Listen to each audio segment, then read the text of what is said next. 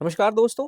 दोस्तों, जिस तरीके से अमेरिका द्वारा टैरिफ में कटौती की गई है 50% से घटा के जो 18% किया गया है, ये पहले से एंटिसिपेट किया जा रहा था। इसके पीछे 2 रीज़न हैं, क्योंकि देखिए, सबसे पहले तो ये कि जब से अमेरिका ने भारत पे टैरिफ लगाया था, तब से भारत के व्यापारिक हितों को नुकसान हो रहा था। अमेरिका को भी नुकसान हो रहा था, लेकिन भारत ने हालिया जो यूरोपियन यूनियन के साथ मदर ऑफ ऑल डील्स को साइन किया, जिसको भारत के इतिहास में सबसे बड़े व्यापारिक डील्स में से एक माना जा रहा है। अब इस डील को साइन करने के बाद भारत के लिए व्यापारिक मार्ग काफ़ी ज़्यादा खुल गए थे। अब इससे अमेरिका को काफ़ी नुकसान होता। तो ज़ाहिर-सी बात है, अमेरिका अपने इस नुकसान को कम करने के लिए एक बार फिर से जो व्यापारिक जो टैरिफ लगा रहा था अमेरिका, उसमें ढील देता, ऐसा बहुत एंटिसिपेट किया जा रहा था। जब से ये भारत और यूरोपियन यूनियन के बीच में डील साइन हुआ था, उसके बाद। दूसरा रीज़न ये है कि अमेरिका को अगर चीन को काउंटर करना है, जो कि जिसको कि वो अपना सबसे बड़ा प्रतिद्वंदी मानता है, चाहे वो तकनीकी का क्षेत्र हो, चाहे वो अर्थव्यवस्था का क्षेत्र हो, चाहे वो ग्लोबल डोमिनेंस का क्षेत्र हो, सभी मामलों में अमेरिका का रूस से बड़ा प्रतिद्वंदी अभी चीन उभर के आया है। और चीन को अगर अमेरिका काउंटर करना चाहता है, तो इंडो पैसिफिक में भारत से बढ़िया विकल्प उसके पास कोई नहीं है। तो जाहिर सी बात है, अगर भारत के साथ तनावपूर्ण संबंध रहेंगे, तो चीन को काउंटर करने की जो अमेरिका की नीति है, उस पे इसका बुरा असर पड़ेगा। तो इन सारे बैकग्राउंड्स में हालिया जो टैरिफ में कमी की गई है, इसको पहले से ही एंटिसिपेट किया जा रहा था, ये होना बहुत लाज़मी था। तो दोस्तों, आज के सेशन में हम इसी भारत और अमेरिका के बीच में जो व्यापार रीसेट हुआ है, इस रीसेट के बारे में बात करेंगे। हम बात करेंगे कि इस व्यापार रीसेट में टैरिफ को कम करने का क्या फ़ायदा होगा? इस रीसेट में टैरिफ को कितना कम किया गया है? और इसके अलावा ये जो टैरिफ कम किया गया है, क्या इस बात पे हम भरोसा कर सकते हैं कि आगे भी हमारे संबंध अमेरिका के साथ जो व्यापारिक हितों के लिए हैं, वो संबंध ऐसे ही बने रहेंगे, या फिर हम आगे हमें कुछ और प्रिकॉशंस लेने की ज़रूरत होगी? तो आई एम योर दोस्त Rahul Sharma and I welcome you all to Rahul Sharma education. सबसे पहले इस पूरे मामले की पृष्ठभूमि को समझते हैं दोस्तों। देखिए, 2025 में अमेरिका ने भारत के उत्पादों के ऊपर 50% का टैरिफ लगाया था। अब इस वजह से भारतीय उत्पाद अमेरिकी बाजारों में काफ़ी महँगे हो गए थे, और महँगे होने के कारण ज़ाहिर-सी बात है, उनकी माँग में कमी आएगी, और जब विदेशी बाज़ारों में माँग में कमी आएगी, तो इससे हमारा निर्यात प्रभावित होता है। देखिए, जब भी किसी देश का निर्यात प्रभावित होता है, तो उस देश के फॉरेक्स पे यानी फॉरेन एक्सचेंज रिज़र्व पे बहुत नकारात्मक असर पड़ता है, क्योंकि जो विदेशी मुद्रा है, वो आनी बंद हो जाती है ना? अब विदेशी मुद्रा के आना बंद हो जाने से या कम हो जाने से, जो हमारे देश की मुद्रा होती है, जैसे हमारे देश में रुपया है मुद्रा, तो ये कमज़ोर पड़ जाता है। और जब रुपया कमज़ोर पड़ता है, तो इससे निवेशक जो हैं, वो हमारे देश में आना पसंद नहीं करते, क्योंकि रुपया की मज़बूती निवेशकों को आकर्षित करने में बहुत महत्वपूर्ण भूमिका निभाती है। अब 2025 के इस कदम के बाद भारत और यूरोपियन यूनियन के बीच में डील हुआ, जिसकी वजह से एक बार फिर से अमेरिका को भारत के प्रति अपनी व्यापारिक नीति को रीसेट करने के लिए सोचना पड़ा, और हालिया टेलीफोनिक बातचीत के बाद भारत और अमेरिका के संबंधों में एक नरमी देखी गई है, खासकर जब हम आर्थिक संबंधों की बात करते हैं। और जो टैरिफ पहले 50% था, इसको कम करके 18% तक ला दिया गया है। तो इसको हम इस पूरे घटनाक्रम में हम देखते हैं कि इस प्रमुख डेवलपमेंट कौन-कौन से हैं, हम इसके बारे में बात करते हैं। लेकिन उससे पहले दोस्तों, अगर आपने वीडियो को लाइक नहीं किया है, तो लाइक कर दीजिए। चैनल को सब्सक्राइब नहीं किया है, तो सब्सक्राइब कर लीजिए। देखिए, सबसे पहले हम बात करते हैं अमेरिका ने जो टैरिफ में कटौती की है, उसके बारे में। अमेरिका ने 2025 में जितने भी मेड इन इंडिया प्रोडक्ट्स थे, उन सारे उत्पादों पे 50% का टैरिफ लगा दिया था। वर्तमान में इस टैरिफ को घटाकर 18% करने के पर अमेरिका ने अपनी सहमति जता दी है। अब इसमें जो 25% का लिबरेशन डे टैरिफ था, वो लिबरेशन डे टैरिफ को खत्म कर दिया गया है। साथ ही साथ रूसी तेल पे आयात करने के लिए जो अतिरिक्त 25% का दंडात्मक शुल्क अमेरिका ने लगाया था, क्योंकि अमेरिका का ये मानना था कि भारत जब रूस से तेल आयात करता है, तो ये रूस और यूक्रेन युद्ध में इस युद्ध को फंडिंग करने जैसा है। ज़ाहिर-सी बात है, तो अमेरिका ने इसको इसलिए गलत माना था, और रूस से तेल आयात करने की वजह से भारतीय उत्पादों पर 25% का एक प्रतिशोधात्मक टैरिफ लगाया था या दंडात्मक शुल्क लगाया था। तो इसमें भी थोड़ी-सी रियायत वर्तमान में हमें देखने को मिली है, जो हालिया टैरिफ में कमी लाई गई उसके मद्देनज़र। तो प्रधानमंत्री ने इस कदम को इस तरीके से देखा है कि ये हमारे देश में मेक इन इंडिया को बढ़ावा देगा, साथ ही साथ भारतीय निर्यात के लिए एक बेहतर बाज़ार पहुँच सुनिश्चित करेगा। क्योंकि देखिए, जब टैरिफ ज़्यादा लगता है, तो कोई किसी भी देश का उत्पाद दूसरे देश में, मान लीजिए अमेरिका ने, यूएसए ने टैरिफ लगाया, तो यूएसए के अंदर जो भारतीय उत्पाद हैं, ये महँगे हो जाएँगे। तो भारतीय उत्पाद जब महँगे हो जाएँगे, तो इनकी माँग में कमी आ जाएगी। ज़ाहिर-सी बात है, माँग में कमी आएगी, तो हम निर्यात नहीं कर पाएँगे। तो इस वजह से भारतीय निर्यात के लिए अब बेहतर बाजार पहुंच सुनिश्चित हो पाएगी, जब ये टैरिफ 50% से घट के 18% तक आ गया है। इसके अलावा अमेरिकी राष्ट्रपति के द्वारा यह भी दावा किया गया कि भारत और अमेरिका के बीच में एक व्यापक व्यापार समझौता होगा और इस दावे के अनुसार अमेरिकी राष्ट्रपति ने यह भी कहा कि अमेरिकी वस्तुओं पर टैरिफ और गैर टैरिफ जितनी भी तरह की बाधाएं हैं उन सबको भारत के द्वारा कम किया जाने की बात हुई है। इसके अलावा दीर्घकाल में यानी लंबे टाइम पीरियड में जीरो टैरिफ की दिशा में भारत और अमेरिका बढ़ेंगे। इसके साथ साथ भारत अमेरिका से 500 अरब डॉलर से ज्यादा के उत्पाद खरीदने की प्रतिबद्धता जताया है भारत ने। ऐसा अमेरिकी राष्ट्रपति ने दावा किया है और ये जो अमेरिकी उत्पाद हैं इनमें आपको ऊर्जा से संबंधित उत्पाद होगा, प्रौद्योगिकी होगा, कृषि उत्पाद होगा, परमाणु उपकरण, ये सारे शामिल होंगे। इसके अलावा अमेरिका ने यह भी दावा किया कि भारत रूसी तेल का आयात कम करेगा और अमेरिका और वेनेजुएला से अपने तेल आयात को बढ़ाएगा। अब देखिए ये जो अमेरिका ने दावा किया है, जो ट्रंप ने दावा किया है, ये सारे दावे मतलब अभी स्पष्ट तौर पे सामने नहीं आए क्योंकि इन दावों की पुष्टि हमारे देश के विदेश मंत्रालय के द्वारा नहीं की गई है। ये चीज़ आपको ध्यान में रखना है। तो जिस तरीके से ये जो अमेरिका कह रहा है, ये दावा कह रहा है, इस पे क्या स्पष्टीकरण होगा अभी हमें आने वाले समय में पता चलेगा। लेकिन एक चीज़ तो हमें यहाँ पे साफ-साफ पता चल रही है कि भारत जो है उसका डोमिनेंस अब पूरी दुनिया एक्सेप्ट करने लगी है। भारत की स्थिति को, भारत का जो पोज़ीशन है ग्लोबल ऑर्डर को कंट्रोल करने में, उस पोज़ीशन को अब कोई भी देश नज़रअंदाज नहीं कर सकता। स्पेशली तब जब भारत ने अभी यूरोपियन यूनियन के साथ एक बहुत बड़ा ट्रेड डील किया है। स्पेशली तब जब अमेरिका को चीन को काउंटर करने के लिए भारत का साथ चाहिए होगा। स्पेशली तब जब भारत ने अपना एक इंडिपेंडेंट स्टांस लिया है, चाहे वो रूस-यूक्रेन युद्ध की बात हो, इज़राइल-गाज़ा संघर्ष की बात हो या फिर आप देखें जो मिडल ईस्ट में जिस तरीके की अशांति है, उन सब में भारत ने अपनी संप्रभुता को एक बार फिर से प्रतिस्थापित किया है और इस बात का उदाहरण पेश किया है कि भारत किसी भी देश का पिछलग्गू नहीं है। भारत अपनी विदेश नीति को अपनी ज़रूरतों के अनुसार अपनी विदेश नीति को लेके चलेगा। भारत अपनी विदेश नीति को किसी दूसरे देश के द्वारा इन्फ्लुएंस नहीं होने देगा। ठीक है? अब ये जो घोषणा अमेरिका के द्वारा की गई है कि 50% के टैरिफ को कम करके 18% किया जाएगा, ये घोषणा तब की गई है जब हमारे देश के विदेश मंत्री डॉक्टर एस जयशंकर अमेरिका की यात्रा पे गए हुए हैं। वहाँ पे जो जयशंकर हैं वो क्रिटिकल मिनरल्स मिनिस्टीरियल में भी भाग ले रहे हैं। अब ये जो मिनिस्टीरियल है इस मिनिस्टीरियल का कई सारा उद्देश्य है। जैसे ये आपूर्ति श्रृंखला में लचीलापन लाएगा। यहाँ पे आपूर्ति श्रृंखला कहने का मतलब जो क्रिटिकल मिनरल्स है उसकी आपूर्ति श्रृंखला में लचीलापन लाएगा। लचीलापन इसलिए क्योंकि अभी तक हम क्रिटिकल मिनरल्स के लिए बहुत ज़्यादा चीन पर निर्भर हैं। ना केवल भारत बल्कि दुनिया के बाकी देश भी चीन पर क्रिटिकल मिनरल्स के लिए लगभग पूरी तरह से निर्भर हैं। इसके अलावा स्वच्छ ऊर्जा संक्रमण के लिए भी ये मिनिस्ट्रियल जो है उसका काफ़ी इंपॉर्टेंट रोल हो जाता है। साथ ही साथ जो भी क्रिटिकल मिनरल्स है उसमें जो चीन का एकाधिकार सा है, उस एकाधिकार को कम करना भी इस मिनिस्ट्रियल का उद्देश्य है। तो इस मिनिस्ट्रियल में ये भी संभावना जताई जा रही है कि भारत, अमेरिका और जो दूसरे खनिज समृद्ध देश हैं, उनके बीच में एक गैर बाध्यकारी ढांचे पर सहमति बनेगी। तो दोस्तों, ये जो घोषणा अमेरिका के द्वारा हाल ही में 50% का टैरिफ घटा के 18% किया गया है, इस घोषणा के कई रणनीतिक महत्व हैं। जैसे ये जो घोषणा है, ये जो टैरिफ कटौती है, ये एक बार फिर से इस बात को पुष्ट करती है कि अमेरिका भारत को चीन के विरुद्ध एक रणनीतिक प्रतिकार के रूप में देखता है।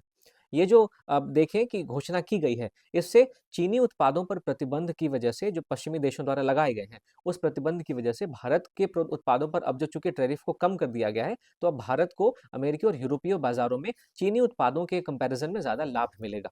तो चीन के विकल्प के रूप में भारत को देखने की दृष्टि से इस घोषणा का काफ़ी रणनीतिक महत्व है।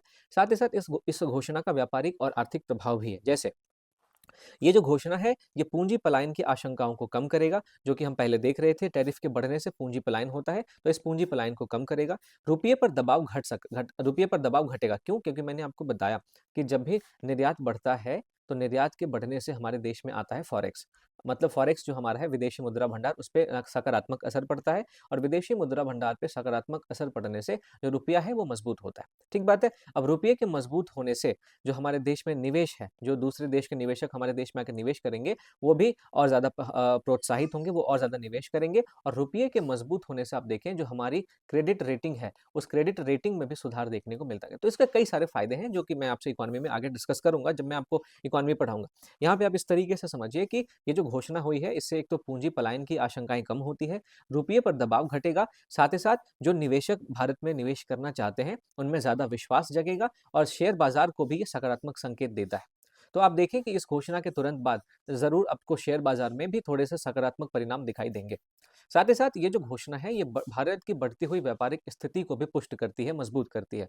जैसे अमेरिका, ब्रिटेन और यूरोपीय संघ के साथ व्यापार जो व्यवस्था है वो भारत की स्थिति कई पूर्वी एशियाओं से बेहतर करती है। यानी भारत अब अमेरिका के साथ भी ढंग से व्यापार कर रहा है, यूरोपियन यूनियन के साथ भी व्यापार ढंग से कर रहा है, ब्रिटेन के साथ भी ढंग से व्यापार कर रहा है। तो इस वजह से भारत की जो स्थिति है वो पूर्वी एशियाई देशों में सबसे बेहतर हमें प्रतीत होती है।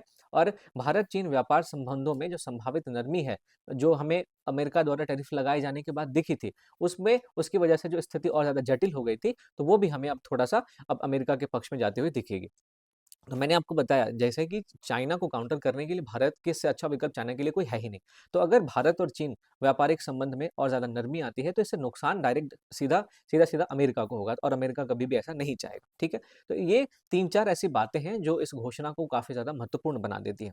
लेकिन दोस्तों इस घोषणा के बाद हमें कई सारी चुनौतियों का भी सामना करना पड़ेगा, कई सारे हमारे सामने चिंताएँ भी हैं। जैसे ये जो समझौता है, ये समझौता वास्तविक रूप से कितना लाभप्रद होगा, ये अभी अस्पष्ट है क्योंकि अभी जो भी दावे किए गए हैं वो केवल अमेरिका की तरफ से किए गए हैं। चाहे वो भारत द्वारा अमेरिका और वेनेजुएला से तेल के आयात की बात हो, चाहे भारत द्वारा अमेरिका की उत्पादों पर ज़ीरो टैरिफ लगाने की बात हो, ये सारी बातें आप देखें तो ये सारी बातें अभी अमेरिका के द्वारा ही की गई है। भारत के विदेश मंत्रालय ने इस पे कोई भी पुष्टि नहीं की है। तो ये एक चुनौती है, ये एक चिंता है। दूसरा कि ट्रंप प्रशासन के तहत जो भी अमेरिकी व्यापार वार्ता हैं लगभग एक तरफ़ा लाभकारी रही हैं। वो हमेशा अमेरिका फर्स्ट को ध्यान में रख के कोई भी व्यापार वार्ता करते हैं। तो इससे भारत और अमेरिका के बीच में जो व्यापारिक हित है, इसमें एक संतुलन बनाने में हमें एक चुनौती का सामना करना पड़ सकता है। साथ ही साथ रूसी तेल आयात को रोकने की कोई औपचारिक प्रतिबद्धता भारत की रणनीतिक स्वायत्तता को प्रभावित कर सकती है। देखिए, रूस भारत का सबसे पुराने सहयोगियों में से एक है। रूस ने भारत को तब-तब सहयोग किया है जब-जब हमारे पूरे विश्व ने हमारा साथ छोड़ दिया था। तो ऐसे में रूसी तेल के आयात को रोकने की जो बात अभी अमेरिकी राष्ट्रपति ने जो दावा किया है कि भारत रूस से आयात को कम करेगा, उसके संबंध में हमारी जो नीति होगी, वो हमारे रणनीतिक स्वायत्तता को भी प्रभावित कर सकती है। तो एक चुनौती हमारे सामने ये रहेगी कि हम एक तरफ अमेरिका के साथ व्यापारिक संबंधों को बना के रखें, साथ ही साथ हम हमारा जो रूस के साथ कूटनीतिक संबंध है, उस पे भी नकारात्मक असर ना पड़े। तो हमें इन दोनों के बीच में संतुलन बना के चलना पड़ेगा और ये एक हमारे सामने एक चुनौती है। इसके अलावा आप देखें चीन से आयात भारत का $112 अरब से अधिक है, जो कि खासकर आपको रेयर अर्थ मिनरल्स में देखेंगे, तो हमारी चीन पे जो निर्भरता है, ये भी इस व्यापार समझौते में एक चुनौती बन सकती है। क्योंकि अमेरिका कभी नहीं चाहेगा कि भारत और चीन के बीच में जो व्यापारिक संबंध है, वो व्यापारिक संबंध आप देखें तो बहुत अच्छा हो, है ना? उसके बाद आप देखें फिर चीन द्वारा अप्रत्यक्ष व्यापार या आपूर्ति श्रृंखला प्रतिरोध का भी जोखिम है क्योंकि रेयर अर्थ मिनरल्स की जब हम बात करते हैं, क्रिटिकल मिनरल्स की जब हम बात करते हैं, तो क्रिटिकल मिनरल्स में आपको एक तरीके से एकाधिकार चीन का देखने को मिल सकता है। तो चीन ने अगर गलत तरीके से इस आपूर्ति श्रृंखला पर को कंट्रोल करने की कोशिश की, तो ये इसमें एक प्रतिशोध या फिर एक प्रतिरोध भी उत्पन्न हो सकता है। साथ ही साथ आप देखें तो घरेलू राजनीतिक स्तर पर अमेरिकी दबाव में झुकने के आरोप, ये भी हमारे देश की सरकार पर लगाए जा सकते हैं और ये सरकार के लिए एक चुनौती बन सकती है। तो जो भी व्यापार समझौता अभी हमें देखने को मिला, चाहे वो 50% टैरिफ को कम करना हो, अमेरिका द्वारा ये दावा करना कि भारत रूस से तेल आयात को कम करेगा और अमेरिका और वेनेजुएला से तेल की खरीदारी करेगा, इन सभी बातों के सामने कई सारी चुनौती और चिंताएँ हैं, जिनको हम आगे इस तरीके से लेके बढ़ सकते हैं कि जैसे जो टैरिफ है, ऊर्जा आयात है और जो गैर टैरिफ बाधाएँ हैं, इन सभी बातों पे एक संतुलित और एक स्पष्ट शर्त सुनिश्चित करना भारत और अमेरिका के बीच में, इस तरीके से हम भारत और अमेरिका के बीच में आगे बढ़ सकते हैं। इसके अलावा आप देखें तो अमेरिकी बाजार तक बेहतर पहुँच का हम उपयोग करके अपने देश में जो विनिर्माण है, जो मूल्य संवर्धित निर्यात है, जो रोज़गार है, इन सबको बढ़ा सकते हैं। ज़ाहिर-सी बात है, निर्यात जब बढ़ेगा, निर्यात बढ़ने से हमें अपने देश में उत्पादन को भी बढ़ाना पड़ेगा और जब उत्पादन बढ़ेगा, तो लोगों की इसमें नियुक्ति ज़्यादा करनी पड़ेगी, तो लोगों को मिलने वाला रोज़गार भी बढ़ेगा। तो ये जो निर्यात है, ये निर्यात पूरा का पूरा एक चेन रिएक्शन की तरह बढ़ेगा क्योंकि देखिए, निर्यात से ना केवल उत्पादन बढ़ेगा और लोगों को रोज़गार मिलेगा, जब निर्यात होगा, तो हमारे देश में इससे विदेशी मुद्रा में भी वृद्धि आपको देखने को मिलेगी। विदेशी मुद्रा में वृद्धि के मैंने कई बार आपको फ़ायदे बताए हैं कि विदेशी मुद्रा में वृद्धि होने से हमारे देश की साख मज़बूत होती है और जब हमारे देश की साख मज़बूत होती है, तो दुनिया भर के निवेशक हमारे देश में आना चाहेंगे, है ना? इसके अलावा हम ये भी कर सकते हैं कि क्रिटिकल मिनरल्स जो हैं, इनका जो आपूर्ति श्रृंखला है, हम उसका विविधीकरण कर सकते हैं। जो चीन का एकाधिकार सा हमें अभी प्रतीत होता है, इस एकाधिकार को समाप्त करके जो भी खनिज समृद्ध देश हैं, उन सब के बीच में हम क्रिटिकल मिनरल्स के बीच में एक मंच पे उन सारे देशों को लाया जाए, जो क्रिटिकल मिनरल्स में रिच हैं और इसके अलावा हम इसके साथ-साथ हम आपूर्ति श्रृंखला का विविधीकरण करें। इसके साथ-साथ पश्चिमी देशों से संबंध को मजबूत करते हुए हमें अपने रणनीतिक स्वायत्तता को बनाए रखना पड़ेगा, तभी जाके एक तरफ हम अमेरिका को भी काउंटर कर पाएँगे, दूसरी तरफ हम दूसरी तरफ हम देखें तो चीन को भी काउंटर कर पाएँगे क्योंकि चीन के साथ भी हमारे व्यापारिक हित हैं। उसके बाद उसके बाद फिर हम रूस को भी एक जो कि हमारा सबसे पुराना सहयोगी है, हम उसको भी काउंटर कर पाएँगे। साथ ही साथ दोस्तों हम मेक इन इंडिया, पीएलआई जो योजना है, प्रोडक्शन लिंक्ड इंसेंटिव है, फिर उसके बाद एमएसएमईज़ हमारे देश में जो है इन इसमें प्रतिस्पर्धात्मकता लाके हमारे जो भी व्यापार लाभ हैं, हम उनको एक साथ सबको मिला के अपने देश में विकास की गतिविधि को लेके बहुत आगे बढ़ सकते हैं। तो दोस्तों मैं उम्मीद करता हूँ कि आज के सेशन से जो अब मैंने आपको बताया, उससे उसको आपको अभी तक समझ में आया होगा। तो इस पूरी चर्चा का निष्कर्ष ये है कि भारतीय उत्पादों पर जो अमेरिकी टैरिफ को 18% तक घटा दिया गया है, ये भारत और अमेरिका के संबंध में एक बहुत ही निर्णायक मोड़ है। ये भारत की बढ़ती हुई भू-राजनीतिक स्थिति और भारत की आर्थिक प्रासंगिकता को दर्शाता है। अदरवाइज़ यूएसए किसी के सामने झुकने वाले देशों में से नहीं है, लेकिन भारत के सामने वो जिस तरीके से उसने टैरिफ में कटौती की है, भारत के सामने जिस तरीके की नरमी वो दिखाता है, इससे ज़ाहिर होता है कि भारत की जो भू-राजनीतिक स्थिति है, अब इसको नज़रअंदाज नहीं किया जा सकता। पूरे आर्थिक विश्व में भारत की जो प्रासंगिकता है, उसको नज़रअंदाज नहीं किया जा सकता। तो इस पूरे समझौते का अगर दीर्घकालिक लाभ भारत को लेना है, तो भारत को रणनीतिक स्वायत्तता बनाए रखते हुए बेहतर बाजार पहुँच को भी निरंतर निर्यात आधारित विकास में बदलना होगा, तभी जाके भारत इस व्यापार समझौते का लाभ उठा सकता है, इस टैरिफ में कमी का लाभ उठा सकता है। तो दोस्तों मैं उम्मीद करता हूँ कि आज के सेशन में आपको ये पूरा का पूरा कॉम्प्लेक्स टॉपिक समझ में आया होगा। कैसे ये जियोपॉलिटिकल डायमेंशन से बहुत इम्पोर्टेंट है, कैसे ये हमारे इकोनॉमिकल एस्पेक्ट से बहुत इम्पोर्टेंट है, कैसे ये भारत और अमेरिका के संबंधों को एक नई दिशा प्रदान करेगा। तो ये सारी जो चर्चाएँ हैं, इसको आपने समझा होगा, मैं उम्मीद करता हूँ। दोस्तों अगर आपने इस चर्चा को अच्छे से सुना है, अगर डिस्कशन आपको समझ में आया है, तो आप इस क्वेश्चन का आंसर लिख के मेरे आंसर राइटिंग वाले ग्रुप में पोस्ट कर सकते हैं, जहाँ पे बहुत सारे बच्चे ऑलरेडी आंसर लिख के पोस्ट करते हैं। इसके अलावा दोस्तों, अगर आपको इस सेशन का पीडीएफ चाहिए, तो प्लीज़ मेरे टेलीग्राम चैनल को जॉइन करिए, राहुल शर्मा करंट अफेयर्स नाम से ये चैनल है, इसका लिंक आपको डिस्क्रिप्शन में मिल जाएगा। और जाने से पहले एक बार फिर से मैं याद दिला दूँ, वीडियो को लाइक करना ना भूलें, चैनल को सब्सक्राइब करना ना भूलें और अपने दोस्तों में भी शेयर करें। तो मिलता हूँ आपसे अगले टॉपिक के साथ, तब तक के लिए थैंक यू फॉर वॉचिंग।